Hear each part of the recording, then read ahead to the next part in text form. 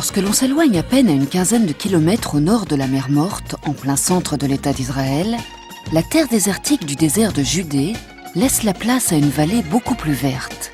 Ce sont les abords de Jéricho. Le climat et la flore de la ville sont subtropicaux. La ville possède des jardins florissants et de nombreux arbres tels que les palmiers. Jéricho est une ville arabe en Cisjordanie, mais depuis plusieurs années, les habitants de Jérusalem y construisent leur résidence d'hiver.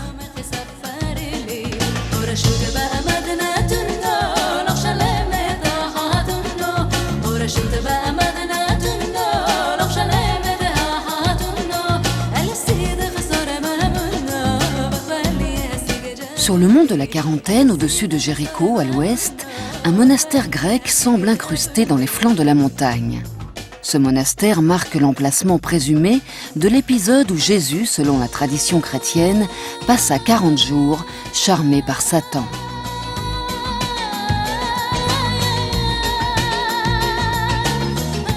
En Israël, le problème vital est l'eau. Grâce au fleuve du Jourdain qui coule à proximité, un détournement des eaux permet à la fois l'irrigation des terres cultivées et la pisciculture.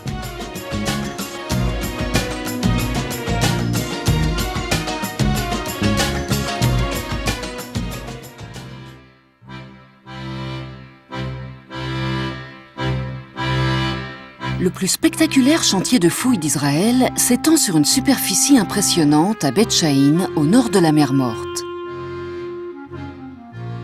Au point stratégique où se rejoignent les cours du Jourdain et du Harod, les vestiges offrent les témoignages 6 fois millénaires de la deuxième ville la plus ancienne après Jéricho.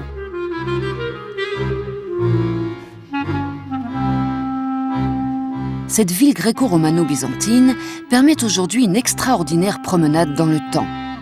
On peut à perte de vue déambuler sur les rues pavées entre le stade et les thermes de la cité antique dédiée à Dionysos, le long de 2 rues bordées de colonnes entre le temple immense et une fontaine décorée. C'est un éloquent témoignage de ce qu'était la vie quotidienne dans la plus grande cité de la Décapole, les 10 villes grecques.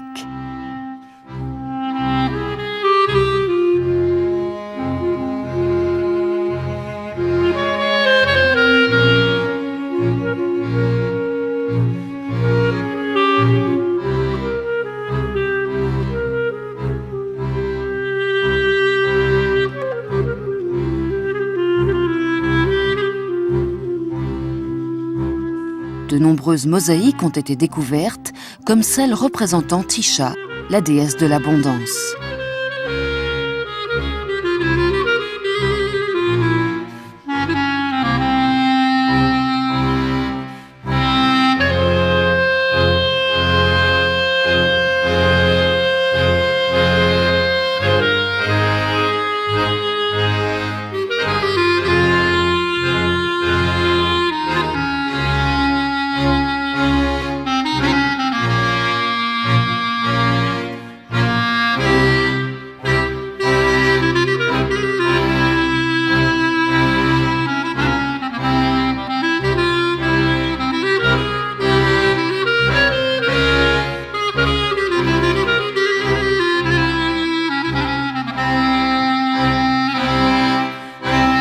Sous les dalles recouvertes de mosaïques, sous le marbre qui occupe la partie la plus visible de cette immense mémoire de pierre, s'empilent des pages de l'histoire biblique.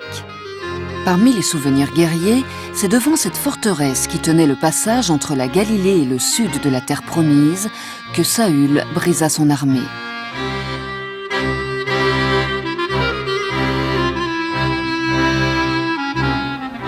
La promenade se terminera dans le grand amphithéâtre romain contenant 8000 places.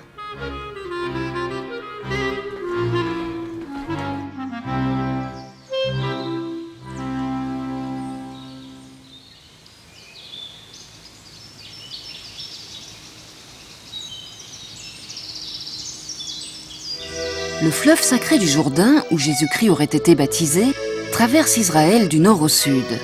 Très convoité par tous les peuples de Syrie ou du Liban à sa source, puis par les Jordaniens, il ne faut pas se fier au calme paisible que renvoie l'image du gentil pêcheur. Le calme est relatif, car dans les zones où la rivière est étroite et bordée de feuillage épais, il n'est pas rare de rencontrer des patrouilles de soldats israéliens. La frontière entre les deux pays est là, avec ses postes de garde, même si l'État jordanien tient autant que les Israéliens à la quiétude de la région. En contrebas, le kibboutz Hamat Gader est un lieu de villégiature bien particulier. Construit autour des sources thermales chaudes, aussi renommées pour leurs propriétés thérapeutiques dans l'Antiquité qu'aujourd'hui, il possède de nombreux vestiges.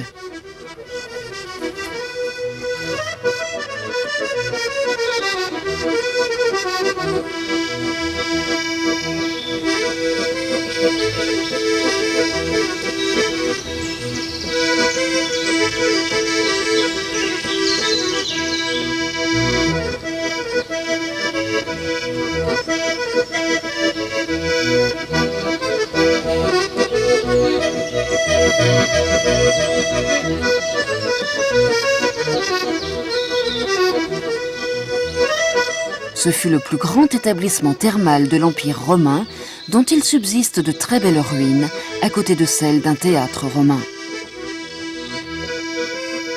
Dans ce parc à la végétation luxuriante, de 4 à 5 hectares, on découvre aussi les vestiges d'une synagogue et ceux d'une mosquée délabrée. La clientèle y est tout à fait hétéroclite. À côté des intellectuels juifs de Tel Aviv, des soldats de l'ONU, des femmes arabes venues de Gaza ou de Ramallah surveillent leurs enfants qui jouent auprès d'elles. Dans l'immense piscine qui bénéficie de la chaleur des eaux de la source chaude à près de 50 degrés se retrouve cette mosaïque de population.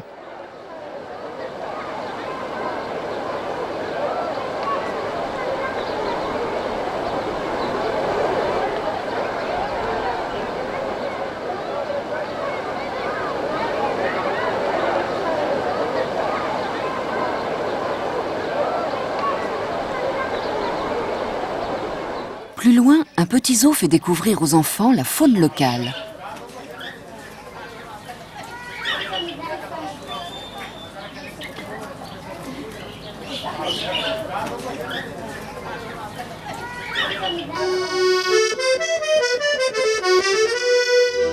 Une serre à la végétation tropicale abrite des oiseaux colorés et chamailleurs, tandis que des cages de verre gardent précieusement à l'abri leurs hôtes de marque, les serpents.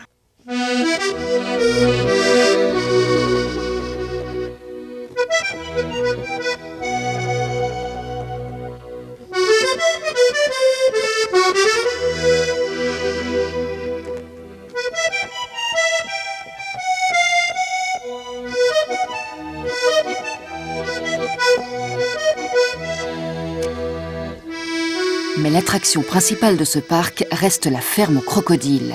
Dans une semi-liberté, ceux-ci se reproduisent et vivent paisiblement au milieu d'une foule de petits poissons qui semblent jouer avec ces énormes animaux.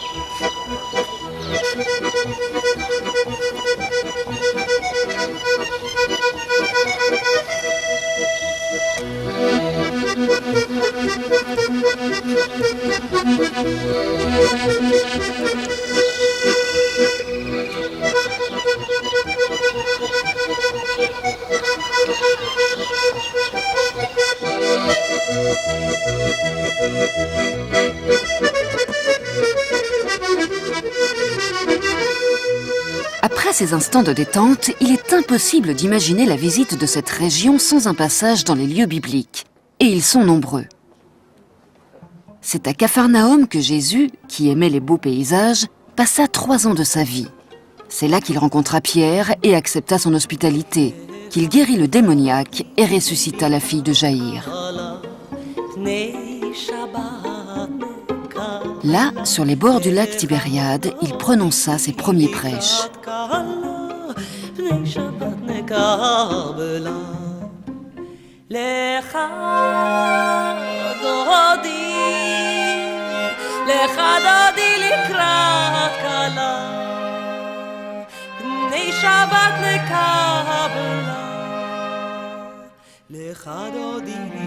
Ici, à Tabga, dans le territoire de Capharnaüm, Jésus avait l'habitude de se retirer.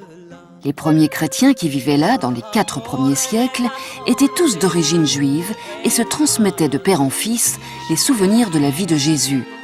C'est ici qu'eut lieu la multiplication des pains et des poissons.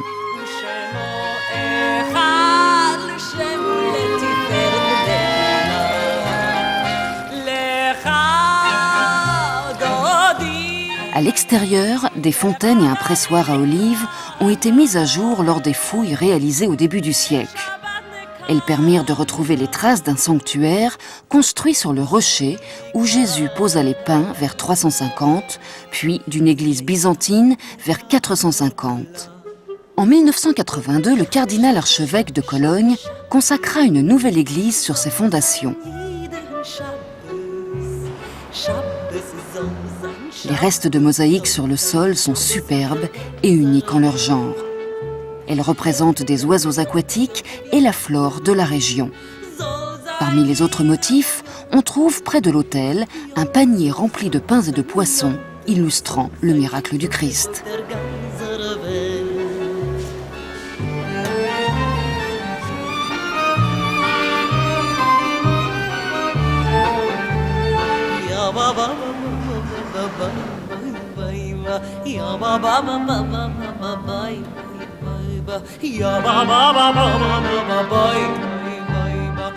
Dans le musée de Beth Alon, la barque présumée être comme celle utilisée par Jésus est abritée et restaurée dans un petit bâtiment. Elle fut aperçue en 1986, en grande partie immergée au bord du lac Tibériade. Renflouée et transportée au centre, elle a 8 mètres de longueur et 3,35 mètres de largeur. Faite de planches en bois, elle servait sans doute à la pêche et au transport des Juifs du bord du lac au 1er siècle de notre ère.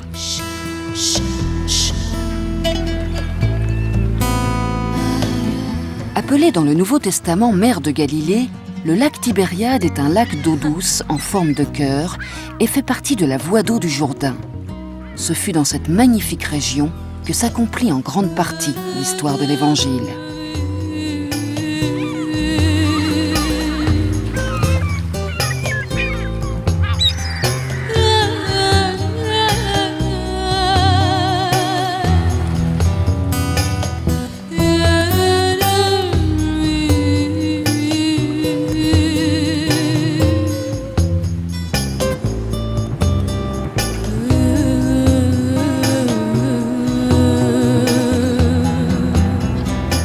Reconstitué dans un but purement touristique, un bateau de Jésus promène les visiteurs sur les eaux du lac.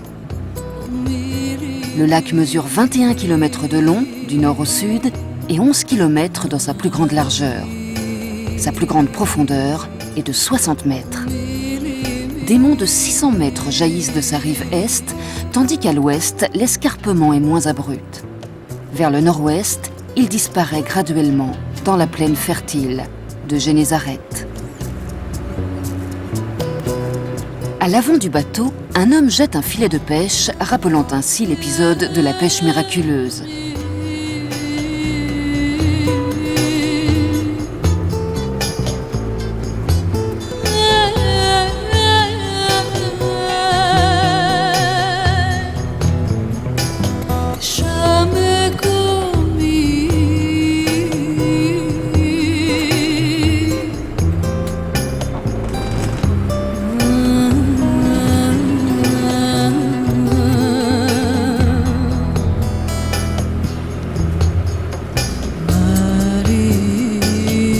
Sur le rivage se profile la ville de Tibériade, capitale de la Basse-Galilée et station balnéaire très populaire.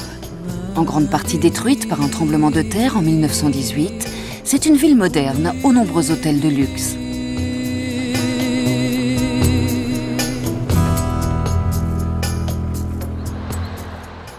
Nazareth s'étend de façon dispersée sur les terrasses des collines et dans les vallées entre les coteaux. Les monts de la Basse-Galilée qui entourent la ville sont d'un charme paisible et incomparable. Les vergers abondent en figues, grenades et autres fruits. C'est à Nazareth que se trouvait la maison paternelle de Jésus et où il passa son enfance. Avec ses 60 000 habitants, Nazareth est la plus importante ville arabe d'Israël. Les villas de notables palestiniens y côtoient les immeubles récents où vivent les Juifs. 80 dômes, campanules et clochers émergent des toits de la ville. Dans cette rue qui monte vers les souks de la vieille ville, devrait être construite l'immense mosquée tant critiquée par le peuple juif, car son minaret dépasserait le clocher de la basilique de l'Annonciation. Flâner dans les ruelles de la vieille ville vous permettra de découvrir l'ambiance orientale qui y règne. À côté du marché traditionnel se trouvent les souks où l'on peut trouver des narguilés, des vêtements en tout genre et des objets plus ou moins religieux.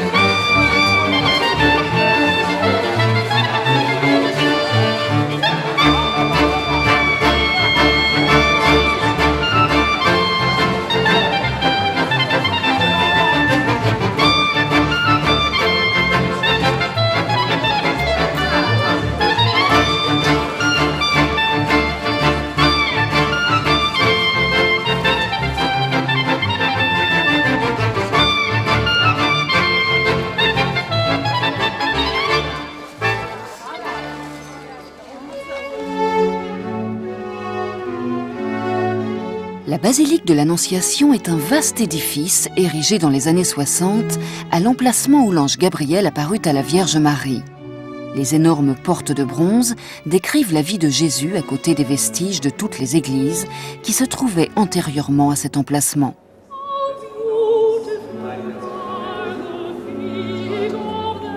Construite sur 3 niveaux, la basilique est merveilleusement éclairée par des vitraux venus de France.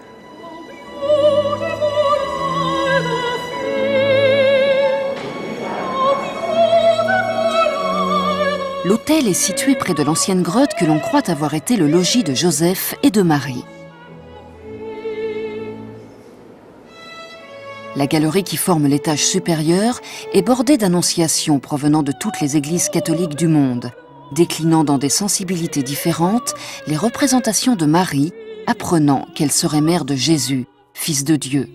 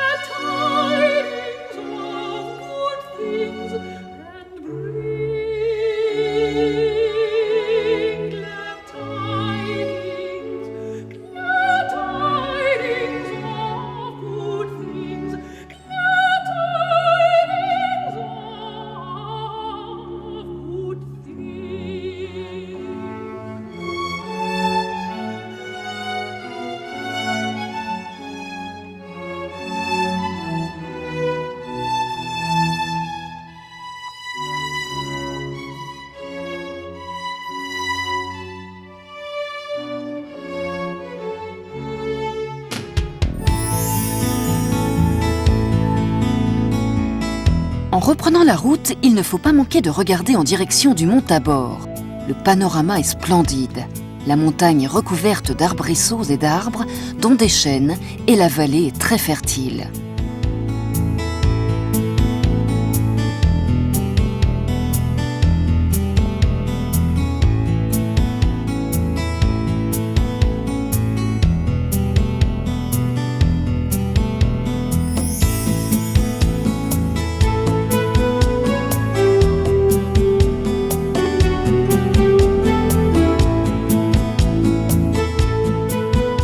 Megiddo était une cité importante au centre-nord d'Israël, dominant la plaine de Jezréel.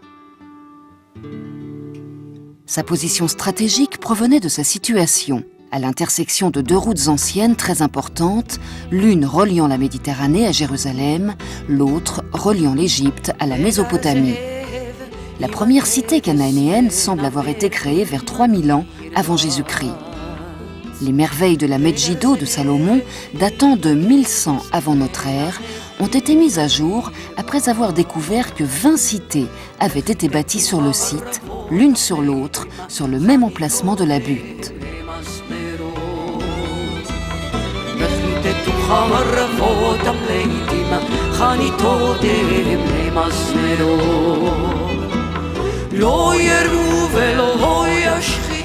On peut voir parmi les restes de fortifications et les ruines, les étables et un énorme silo à grains.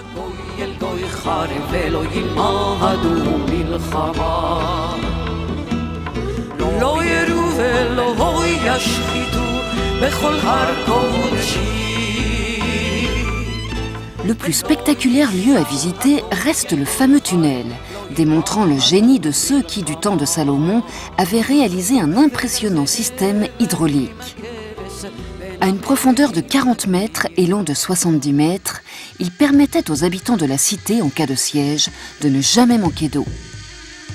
Le fabuleux inventaire des trésors exhumés ne pouvait que se poursuivre dans les ruines de Césarée. Cet aqueduc romain datant du IIe siècle était resté enfoui sous le sable jusqu'aux années 1950. Cet ouvrage d'art, édifié par ordre d'Hérode, roi des Juifs, servait à alimenter en eau de source qui jaillissait au pied du mont Carmel sa ville de Césarée. Elle deviendra à l'époque le plus grand port d'Orient. À proximité, la ville de Césarée, construite vers l'année 20 avant Jésus-Christ par Hérode le Grand, fut un port maritime et la capitale de la Palestine. Puis, la ville fut occupée par les Romains qui, après avoir cohabité avec les Juifs, finirent par les massacrer. Plus de 20 000 Juifs périrent, livrés aux fauves dans l'amphithéâtre où sont aujourd'hui donnés des spectacles et des concerts. Lors du pillage de la ville arabe, qui s'y était installée après le départ des Byzantins, les barons francs s'installèrent à leur tour. Ils découvrirent un morceau de verre de forme hexagonale et de couleur verte, dont ils décrétèrent qu'il ne pouvait s'agir que du calice de la Seine. Ainsi est née la légende du Graal. Les murailles de 500 mètres de long du nord au sud et de 300 mètres de l'est à l'ouest sont exactement les mêmes aujourd'hui que celles reconstruites par le roi de France Saint-Louis en 1251.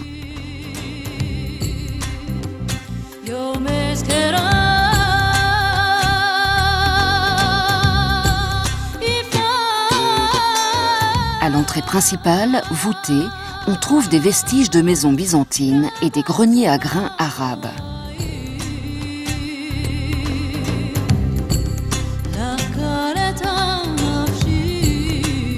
Dans la citadelle appelée citadelle des croisés, toutes les civilisations ont laissé leurs traces.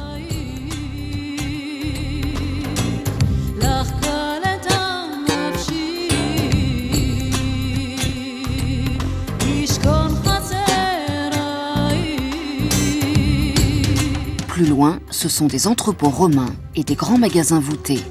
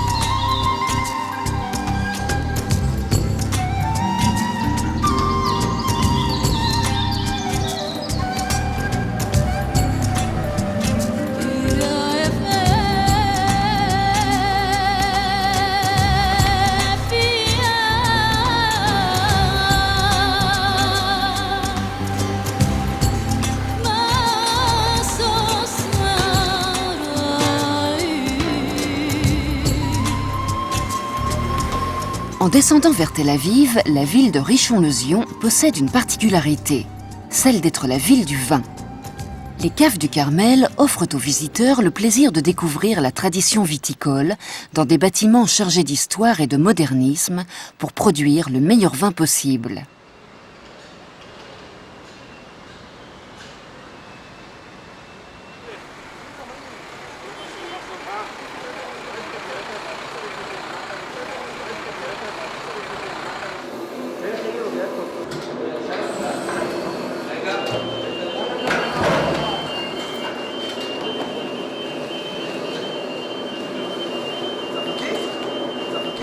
C'est que ici, si vous voulez, les vins à vieillir, c'est relativement neuf.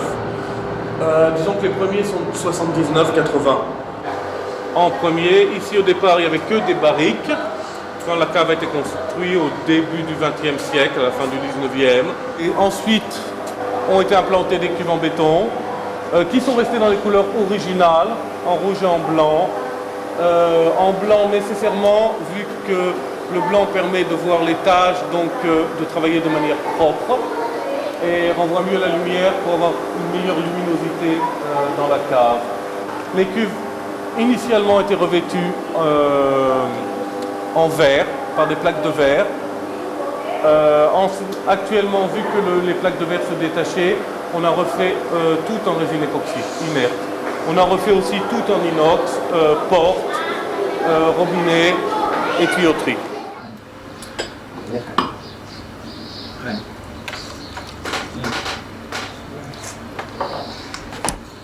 Tous les cépages chez nous en Israël, c'est le cépage français. Cabernet, Merlot, Entre-deux-Mers, Syrah ou Shiraz, c'est le cépage français. Et Colomba, c'est le cépage français. Et notre méthode de vinification, c'est toujours les méthodes françaises. Sauf l'énologue. Généralement, tous les énologues, c'est les sabrés. C'est les personnes qui viennent en Israël.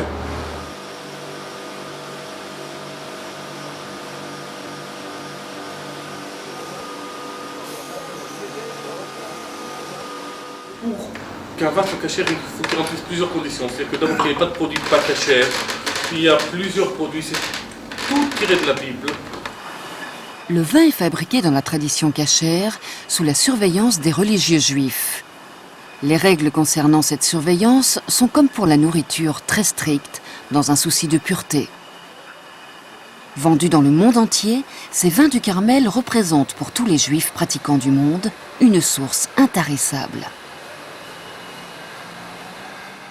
C'est-à-dire qu'au niveau, si vous voulez, de la matière, des produits, des adjuvants, déjà dans le vin, il n'y en a pas beaucoup. Donc on n'a pas énormément de problèmes. On a énormément de problèmes au niveau de la main-d'œuvre. Notre second problème sont des problèmes liés à la terre d'Israël. C'est-à-dire qu'il y a des lois rabbiniques qui ne sont que liées à la terre d'Israël. C'est-à-dire qu'ici, tout pied de vigne est cartographié. Chaque cep doit être cartographié pour être sûr que même si le champ a été planté, disons, il y a 6 ans, on n'a pas fait des remplacements à l'intérieur et que ces remplacements ne sont pas autorisés. Donc s'ils ne sont pas autorisés, il faut détruire les raisins. Il n'y a pas d'appellation d'origine contrôlée chez nous. Et il n'y a pas de VDQS. Cause du climat. Maintenant, nous avons beaucoup de vignobles expérimentaux. Et dans ces vignobles, nous avons beaucoup de nouveaux cépages, c'est-à-dire les nouveaux cépages en Israël. En France, c'est tout à fait clair. Et à Bordeaux, à Saint-Émilion, à Pomerol, c'est très clair. Il y a les combinaisons, 30% Cabernet, 30% Z, 40% de petits verres d'eau. Et chez nous, ce n'est pas tout à fait connu. Nous cherchons les niches, les petites places en Galilée, ou à côté ici dans Israël, ou à côté de Jérusalem, pour voir si les 7 cépages, il est bon dans cette région, et si il est meilleur dans les autres régions. Et il y a beaucoup de travail.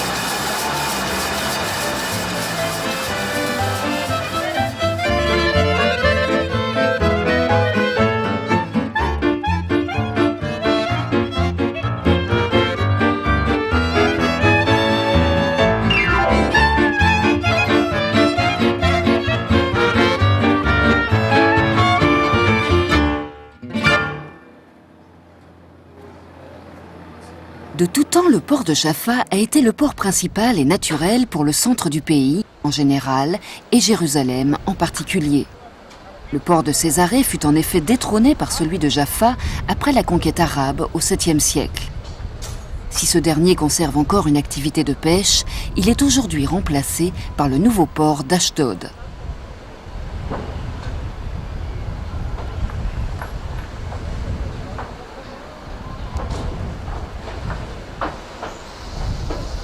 Les merveilleux jardins et vergers qui entouraient autrefois la ville ont donné leur nom célèbre et leur réputation mondiale aux oranges de Jaffa.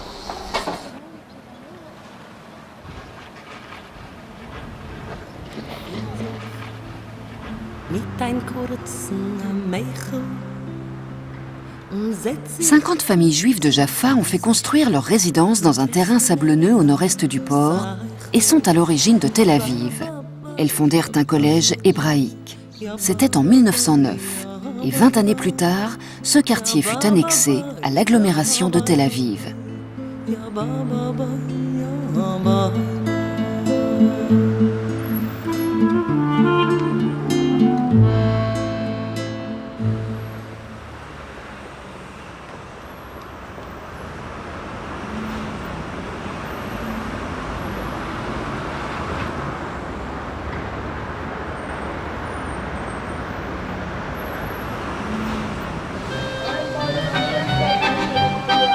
Non loin de la place de la Tour de l'Horloge de Jaffa se trouve le marché aux puces qui fait beaucoup parler de lui.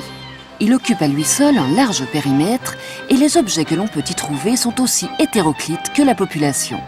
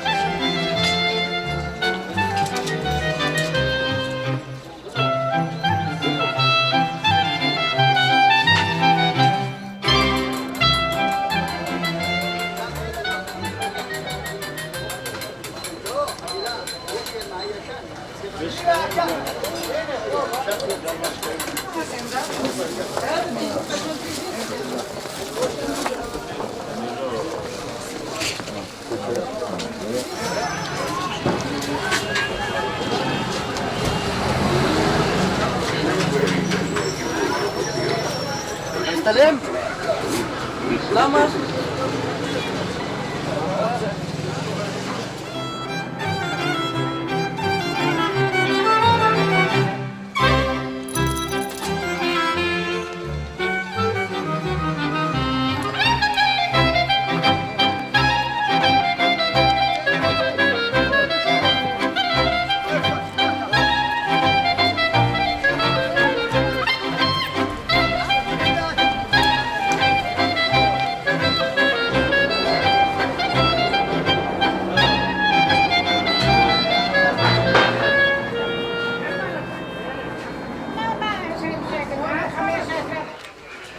מתבייש.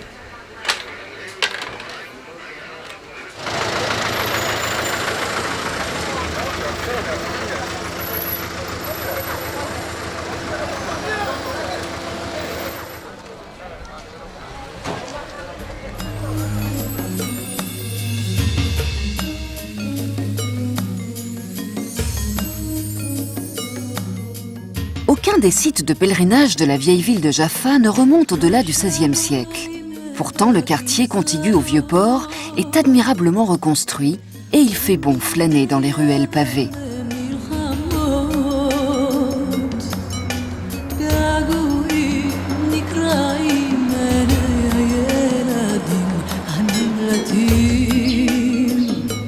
Galeries d'art, magasins de souvenirs et d'antiquités sont particulièrement intégrés au décor.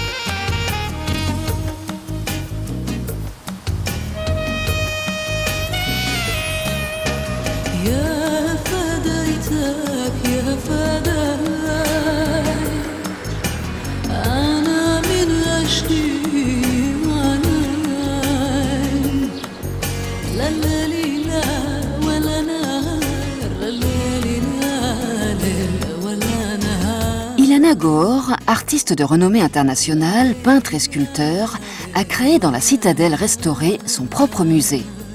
Sont exposés à côté des œuvres d'Ilana ses collections et des meubles anciens.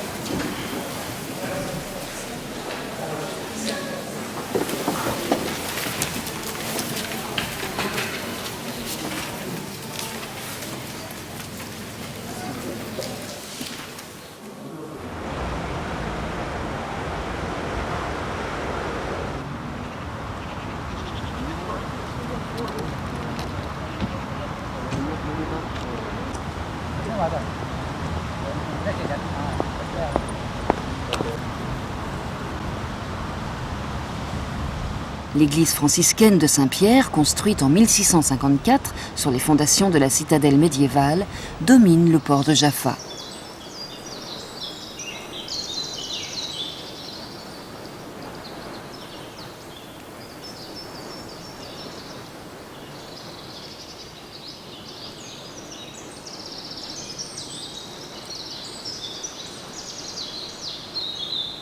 Du haut de la colline, près de l'église de Saint-Pierre, la vue sur le bord de mer et la ligne d'horizon sur Tel Aviv est remarquable.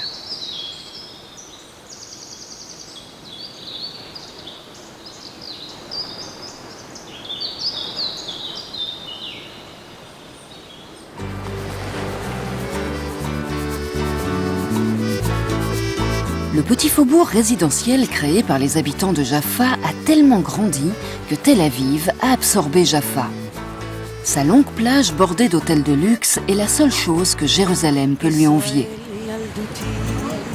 Tel Aviv, avec plus de 300 000 habitants, prône sa suprématie économique et son rayonnement culturel, tandis que Jérusalem séduit par son hégémonie historique et religieuse, ainsi que par ses murs de noble pierre. À Tel Aviv, c'est un univers de béton cru et de murs décrépits qui vous accueille.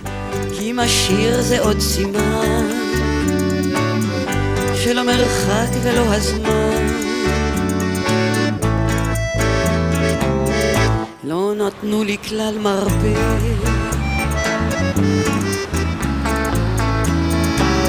כי אהבתיך הרבה הרבה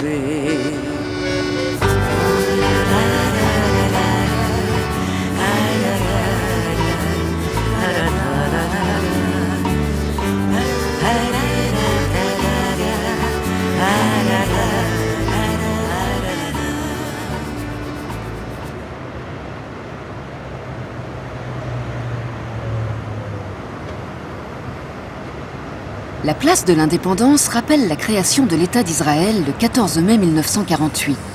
Un grand nombre de magasins et de boutiques de luxe, parmi les plus élégants de la ville, se trouvent autour de la place, comme le long de la rue Dizengoff.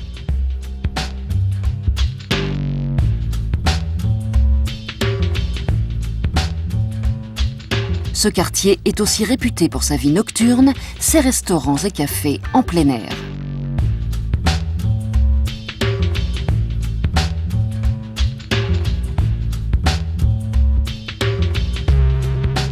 Implantée au bord de la Méditerranée, Tel Aviv semble bénéficier de ses différentes influences, comme en témoigne la multiplicité des origines de sa population. Le quartier des diamantaires, avec ses grands immeubles, ses banques, ses hommes d'affaires et ses petits ateliers, offre une ambiance contrastée avec les autres quartiers riches en couleurs, où la foule se bouscule et s'interpelle dans une atmosphère populaire, gaie et bruyante. Ces rues attirent de nombreux passants toute la journée, ce qui rend la circulation en centre-ville particulièrement difficile.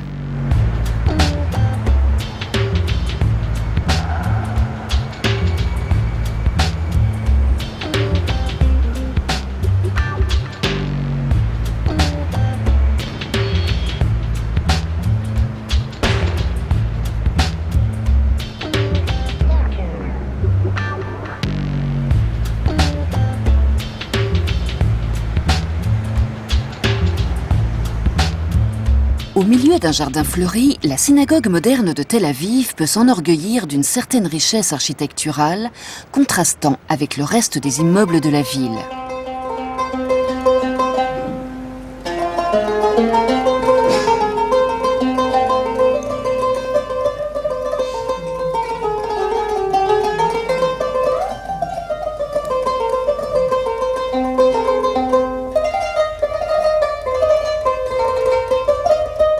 Tout étant d'un style sobre, les jeux de lumière à travers les vitraux colorés donnent à ce grand espace une ambiance particulière.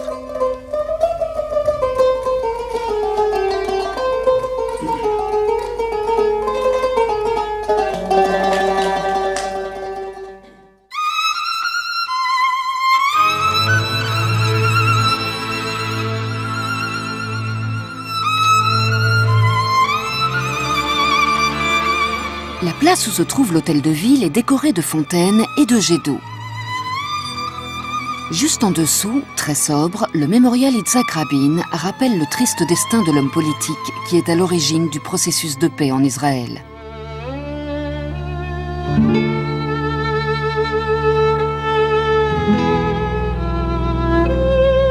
Avant que les néons multicolores des nombreux cafés illuminent la ville, il est bon de flâner le long de la plage, tandis que le soleil plonge dans les flots de la Méditerranée.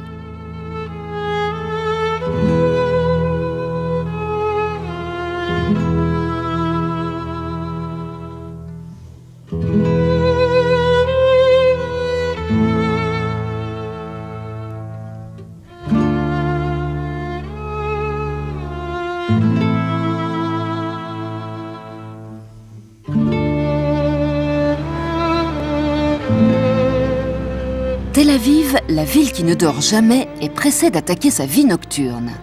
Une plaisanterie chère aux Israéliens est de dire que Tel Aviv danse, Jérusalem prie et Haïfa travaille. Tel Aviv est le temple de la société de consommation. Tel coiffeur est ouvert jusqu'à 4 heures du matin, alors que le boulanger de la rue Abulafia reste ouvert 24 heures sur 24. Si les Israéliens ne consomment que peu d'alcool, en revanche, ils mangent plusieurs fois par nuit.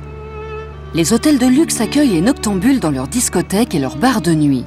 Ils possèdent également des salles de concert et de spectacles afin de participer à leur manière à la vie culturelle de Tel Aviv.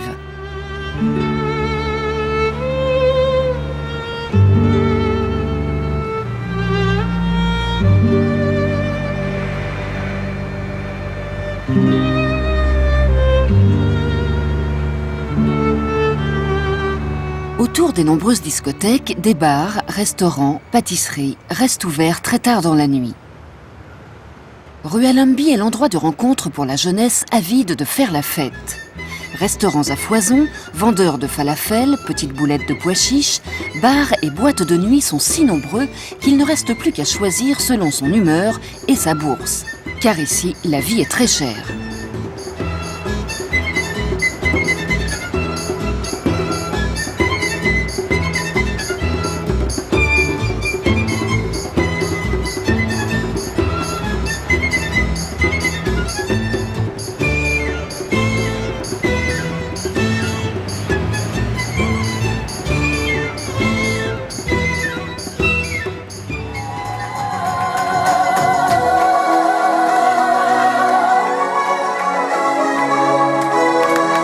La particularité étonnante de la ville, c'est la rapidité avec laquelle les discothèques s'ouvrent et se ferment. Durant un seul mois, 16 boîtes de nuit peuvent s'ouvrir, mais le club Allenby 58 reste l'une des discothèques les plus à la mode dans le monde. Au petit matin, quand Tel Aviv s'endort, le port de Jaffa se réveille, contemplant du haut de sa colline la Méditerranée.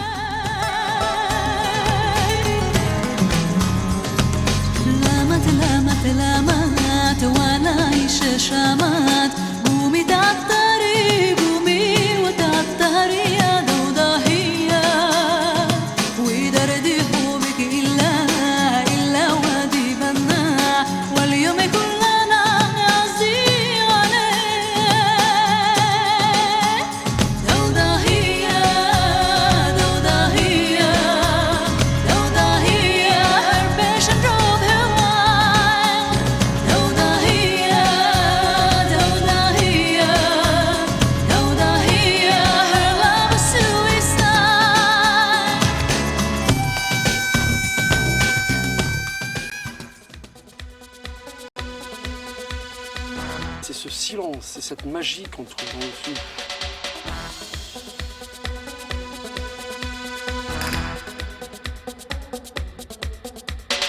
C'est Carthage qui prend le contrôle de la Sicile.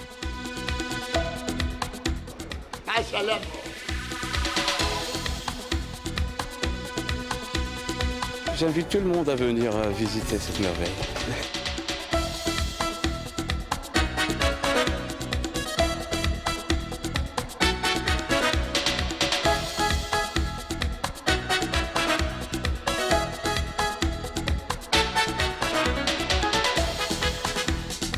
Donc ça servait comme escale pour le Pacha El-Gawi lors de ses tournées dans le sud.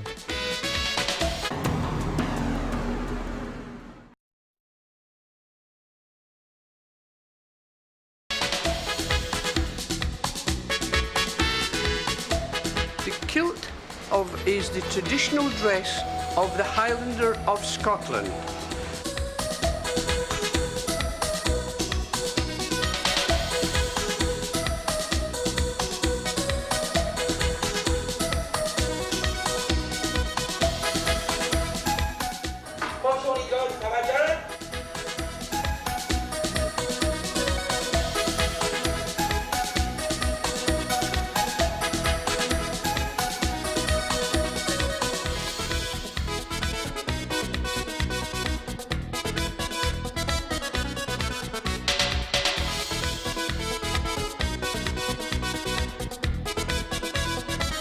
Alors ces deux meubles sont des meubles de Renaissance alsacienne.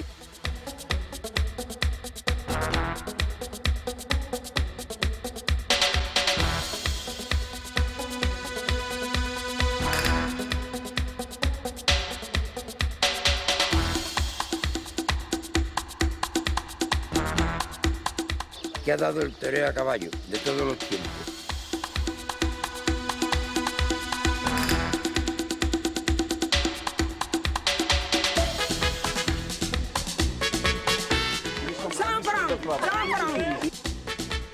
¿Qué pasa en los muchachos?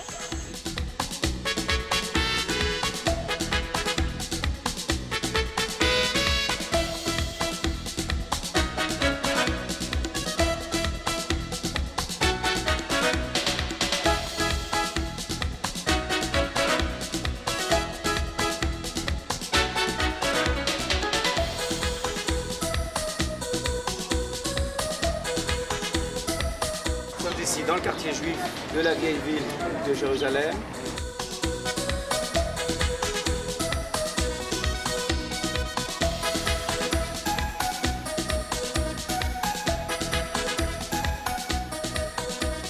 No trees, no flowers, no grass, nothing.